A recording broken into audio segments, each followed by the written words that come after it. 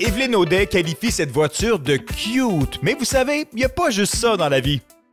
J'ai passé une semaine 100% électrique à bord de la Volvo EX30, qui est un tout petit VUS avec des caractéristiques vraiment uniques qui laisseront personne indifférent.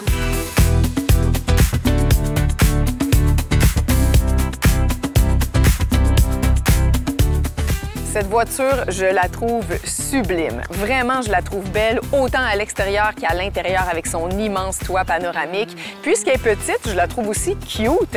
Et sa petitesse, là, c'est pas juste une apparence, c'est un fait. C'est à ce jour le VUS le plus petit que Volvo ait construit. Et Volvo le vend justement en disant « grande performance électrique dans un petit format ».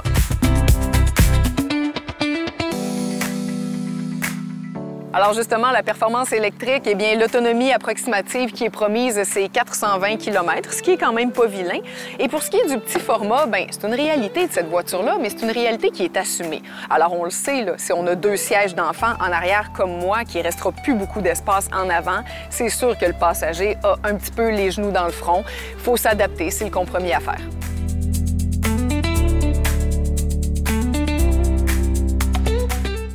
Moi, ce que j'ai le plus aimé de cette voiture-là, c'est vraiment sa polyvalence. Le coffre, c'est un bon exemple. Il n'est pas si gros que ça, mais il m'offre des options. Alors, j'ai un double fond au besoin, j'ai des anneaux pour m'accrocher, j'ai les bancs que je peux baisser pour avoir plus d'espace et tout le rangement à l'intérieur, c'est un peu le même principe.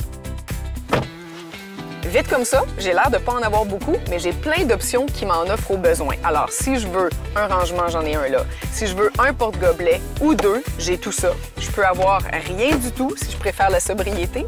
Si je veux de la profondeur, j'ai 2 portières ici qui m'offrent un compartiment là.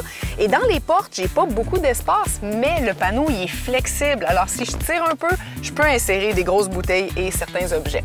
Autrement dit, j'ai trouvé que la polyvalence du véhicule compensait pour son petit format.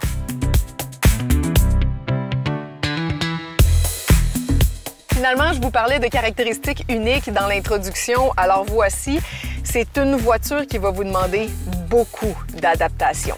Il faut savoir que 100% des commandes du véhicule sont dans l'écran. Alors, on veut bouger un rétroviseur, c'est dans l'écran. Je veux ouvrir ma boîte à gants, c'est dans l'écran. C'est un peu fatigant, mais surtout, je trouve que pendant qu'on conduit, ça nous fait regarder beaucoup l'écran, ce que j'aime pas tant que ça. Et l'autre chose qui m'a un petit peu accroché, c'est qu'on n'a pas de clé. On a juste un petit cube comme ça. Alors, quand on arrive quelque part, on se met sur parc et on quitte. Mais là, on ne sait jamais si l'auto s'est bien barrée, si elle est bien éteinte. Moi, j'ose pas laisser de choses à l'intérieur. C'est peut-être moi qui est trop insécure, mais on dirait que je suis pas rendue là dans ma vie. En conclusion, malgré le temps d'adaptation nécessaire, je dois vous dire que je me suis vraiment attachée à la petite EX30. En plus, c'est une voiture qui correspond à mes valeurs. Elle est 100% électrique et c'est la voiture de Volvo avec la plus faible empreinte écologique. Elle est presque toute fabriquée à partir de matériaux recyclés. Ça me parle beaucoup. Maintenant, ce n'est pas une voiture familiale, c'est clair.